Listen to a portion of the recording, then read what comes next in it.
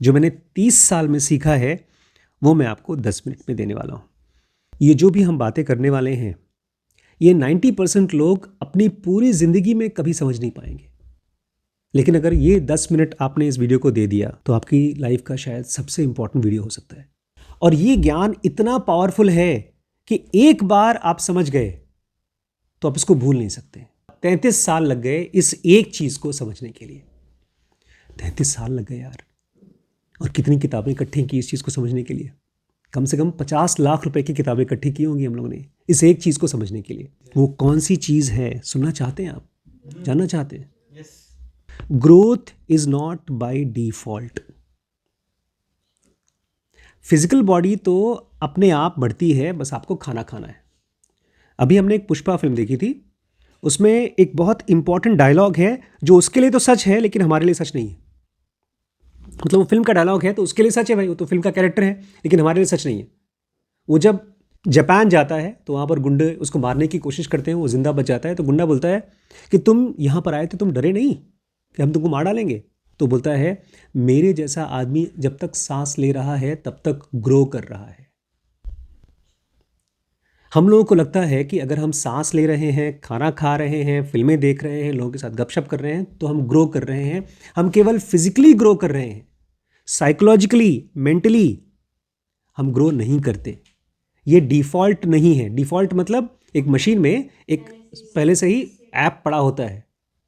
जैसे आपका फ़ोन जब आप यूज़ करके खाली कर देते हैं, बैटरी ख़त्म हो जाती है तो अपने आप चार्ज नहीं हो जाती, आप उसको चार्ज करना पड़ता है। ऐसे ही नॉलेज या ज्ञान या अपनी पर्सनल ग्रोथ, चाहे वो स्पिरिचुअलिटी में हो, चाहे आपको बिजनेस की नॉलेज चाहिए हो, वो डिफ़ॉल्ट नहीं है। इसलिए मैंने देखा है कई लोग पूरी ज़िंदगी 30-30 साल तक पढ़ाई कर लेते हैं लेकिन बिजनेस नहीं कर पाते, नौकरी कर लेते हैं लेकिन पैसा नहीं कमा पाते, गीता और कुरान भी पढ़ लेते हैं लेकिन समाधि नहीं मिल पाती उनको, क्योंकि knowledge is not by default.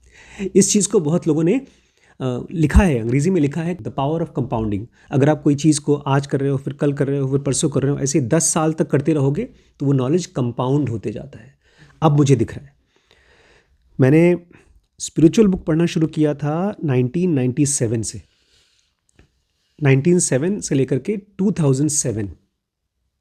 2007 तक मुझे पहला स्पिरिचुअल मिस्टिकल एक्सपीरियंस हो गया था। इनफैक्ट 2003 में हो गया था। 10 साल में जो होना चाहिए था वो उससे पहले हो गया था, 2006 साल में हो गया था।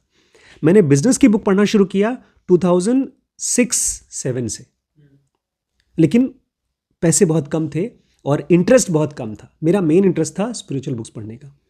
सीरियस बिजनेस की बुक्स मैंने पढ़ना शुरू किया जब मैं लखीमपुर आ गया, और 2012 में मैंने पहली बिजनेस की बुक इसलिए पढ़ना शुरू किया क्योंकि मुझे अपने आप को पहली बार एहसास हुआ कि मुझे बिजनेस बिल्कुल नहीं आता। उसके पहले मुझे लगता था नॉलेज इज बाय डिफॉल्ट। अरे बिजनेस है यार, जब करोगे तो अपने आप सीख जाओगे।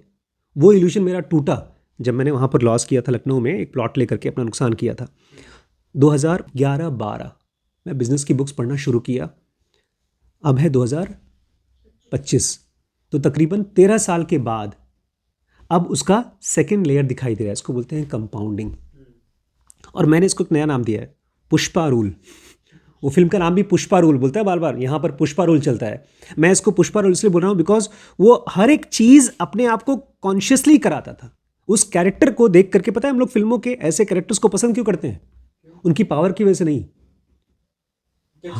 हम उसकी तरह बनना चाहते हैं, हम साइकोलॉजिकली उनकी तरह बनना चाहते हैं। इसलिए जब उनको कुछ, वो जब जीतते हैं तो हमको लगता है हम जीतते हैं, जब वो मरते हैं तो हमको लगता है ओह मैं मर गया। बट सच्चाई ये है हमारे अंदर में भी उन्हीं की तरह सक्सेसफुल होने की टेंडेंसी है, लेकिन हम उसको पानी नहीं देते। हम उस पौधे को बड़ा करने के लिए सींचते नहीं हैं, हम अपने आप को सिखाते नहीं हैं। मैंने अपने सेंटर में सारे बच्चों को बोल दिया है, अगर तुम चाहते हो अगले 10 साल में खूब सक्सेसफुल होना चाहते हो, शांत होना चाहते हो, मेडिटेटिव होना चाहते हो, तो रोज़ अपने आप को पूछो कि मैंने आज क्या सीखा है, क्योंकि knowledge is not by default. अगर आप बैठ करके इंस्टाग्राम चला रहे हो तो आप नॉलेज नहीं ले रहे हो, आप सड़ रहे हो। जो पुष्पा बोलता है मेरे जैसा आदमी अगर सांस ले रहा है तो ग्रो कर रहा है, ये हर किसी के लिए ट्रूथ नहीं है। अगर आप सांस ले रहे हैं और ज्ञान नहीं ले रहे हैं तो आप सड़ रहे हैं। अभी भी मेरे कांटेक्ट में कई ऐसे लोग हैं जो ये नहीं जानते हैं कि मेरी लाइफ पिछले 30 साल में 3 बार बदली है। हर 10 साल में मेरी लाइफ बदलती गई है, और केवल इसलिए क्योंकि क्लास 10th से, क्लास 8th 10th से मुझे एक सेल्फ स्टडी, लेकिन स्कूल के लिए नहीं, एग्ज़ाम के लिए नहीं, अपने आप को समझने के लिए पढ़ाई शुरू हुई थी। सोचिए, स्कूल में माँ बाप ने डाला, इम्तिहान के लिए पढ़ाई कर रहा हूँ, लेकिन छुप छुप के अपने लिए पढ़ाई कर रहा हूँ।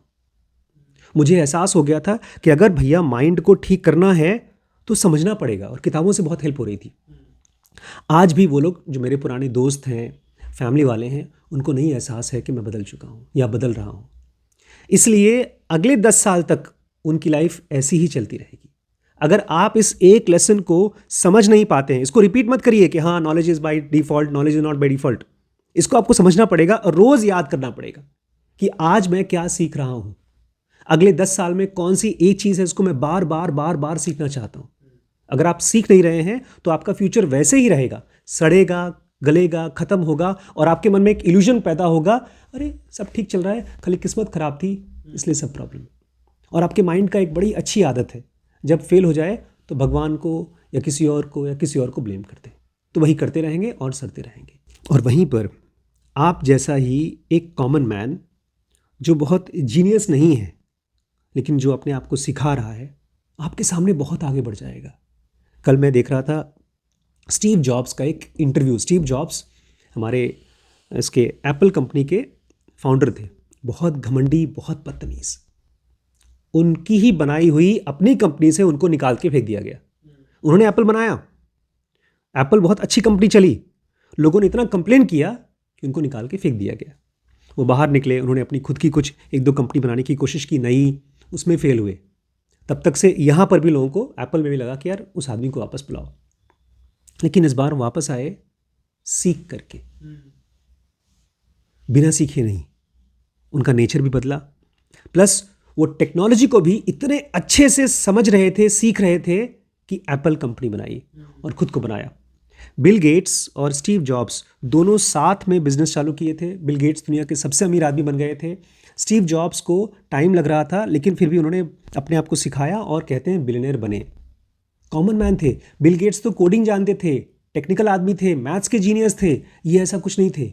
इन्होंने कुछ पढ़ाई वढ़ाई भी नहीं की थी, ये केवल जानते थे ब्रांडिंग और मार्केटिंग, और वो भी कोई पढ़ाई नहीं की थी, बस खाली नॉर्मल किताबें पढ़ते थे, लोगों से मिलते थे, बात करते थे, बट मोस्ट इंपॉर्टेंट खुद को कॉन्शियसली सिखाते थे, कर करके सीखा था। इनफैक्ट उनको सफाई, क्लीनलीनेस, डिज़ाइन इतना पसंद था कि अपने घर में कोई फर्नीचर नहीं रखते थे, एक भी फर्नीचर नहीं था, खाली एक सोफा पूरे घर में बस। आप कभी देखिएगा उनकी फोटो, पुराने ज़माने का कपड़ा उनको सिंपल पहनना होता था, लेकिन उनको नॉलेज, किताबें खूब रखते थे अपने पास। Knowledge is not by default.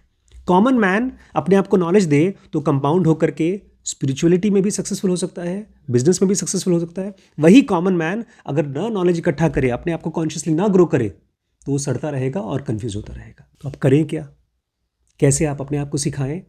एक जर्नल बनाइए, एक डायरी जो अगले 10 साल तक होनी चाहिए। ये भी हम लोगों ने नया चालू किया है। अगर कोई आदमी हमारे साथ कोर्स ज्वाइन करता है, चाहे वो बिजनेस का कोर्स ज्वाइन करता है या स्पिरिचुअलिटी का, मैं उसको एक बोलता हूँ कि 10 साल का प्लान लेके चलो।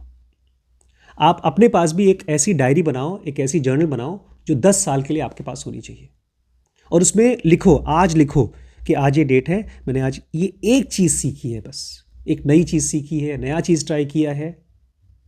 और फिर कल, फिर परसों, भले आप 2 दिन नहीं सीखो, फिर परसों, उसके बाद 3 दिन बाद उसमें आज ये सीखा है, परसों ये सीखा है, आज मेरी इस आदमी से लड़ाई हुई तो मैंने क्या समझा इसमें, मेरी क्या मिस्टेक थी, दूसरे की नहीं, खुद की।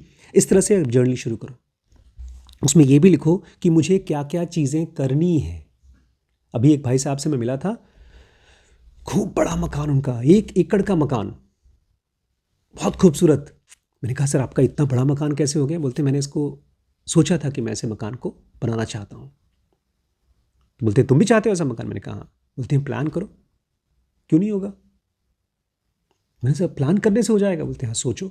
तो आपको प्लान करना पड़ेगा, सोचना पड़ेगा कि ऐसा चीज़ मैं चाहता हूँ। आप कौन कौन सी चीज़ एकम्प्लिश करना चाहते हैं, कौन कौन सी चीज़ प्लान करना चाहते हैं, उसको लिखो और उसके ऊपर रिसर्च करना शुरू करिए। अब तो बहुत आसान हो गया है, चैट जीपीटी जैसी चीज़ों से आप बात कर सकते हैं कि ये चीज़ के लिए क्या क्या चीज़ें मुझे आनी चाहिए, मेरे अगले 10 साल में कौन कौन से एक एक स्टेप मुझे कंप्लीट करने हैं। ठीक है, अगर सब्सक्राइब नहीं किया तो सब्सक्राइब करके जाइएगा। ठीक।